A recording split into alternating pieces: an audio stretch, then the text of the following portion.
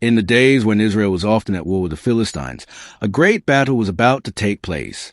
The armies of both nations faced each other, each standing on a hill with a wide valley between them.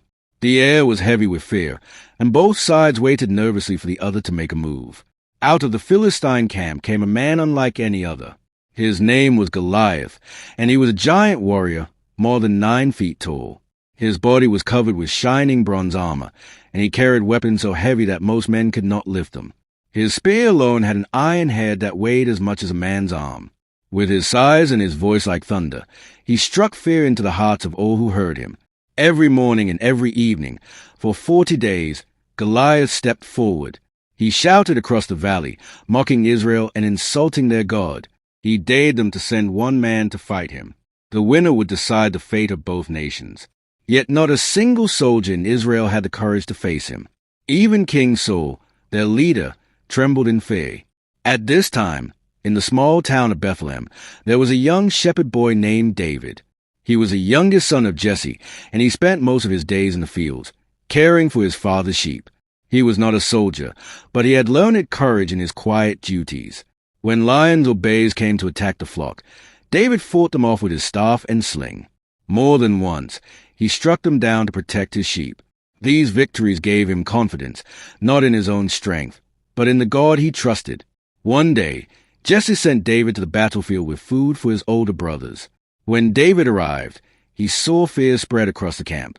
As he greeted his brothers, the familiar roar of Goliath filled the valley. The young shepherd watched as the giant shouted his insults and laughed at the armies of Israel. David's heart burned within him. "Who is this Philistine?" he asked, "that he should defy the armies of the living God?" The soldiers looked at him in surprise. Some laughed at his boldness, and even his brothers scolded him, saying he was only proud. But David would not be silenced. His word soon reached King Saul, and the boy was brought before him. When David entered the king's tent, Saul studied him carefully. "You are not able to fight this Philistine," the king said slowly. "You are only a boy, and he has been a warrior since his youth." But David spoke with calm confidence. He told Saul about the lions and bears he had killed. He explained that the same God who had delivered him before would deliver him again. "The Lord who rescued me from the paw of the lion and the paw of the bear," David said, "will rescue me from this Philistine." Saul listened, and though still uncertain, he agreed. He offered David his own armor. The young shepherd tried it on, but the heavy bronze weighed him down. He could hardly walk in it. With a shake of his head, David took it off. Instead, he chose his staff, his sling, and 5 smooth stones which he picked up from a stream. With only these, he walked out to meet the giant. When Goliath saw David approaching, he laughed in disbelief. To him, the boy looked weak and harmless. "Am I a dog," Goliath roared, "that you come to me with sticks?" He cursed David in the name of his gods and promised to kill him, to feed his flesh to the birds and beasts. But David was not afraid. He shouted back with fiery faith, "You come against me with sword and spear, but I come against you in the name of the Lord Almighty, the God of the armies of Israel. Today, the Lord will deliver you into my hand, and the whole world will know that there's a God in Israel." The battle began. Goliath moved forward with heavy steps, his armor clashing. David ran quickly toward him. Reaching into his bag, he took out a stone, placed it in his sling, and swung it with skill. He released it, and the stone flew like lightning through the air. It struck the giant squarely on the forehead. The sound echoed as the stone sank deep. Goliath's eyes widened. His body trembled. Then, with a mighty crash, the giant fell face down on the ground.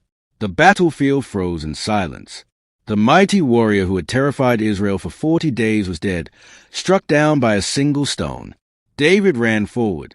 He stood over Goliath, pulled out the giant's own massive sword, and with one stroke, cut off his head. The Philistines saw their champion defeated, and were filled with fear.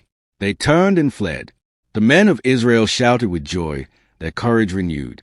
They chased the Philistines and won a great victory that day. From that moment, David was no longer just a shepherd boy. He became a hero of Israel.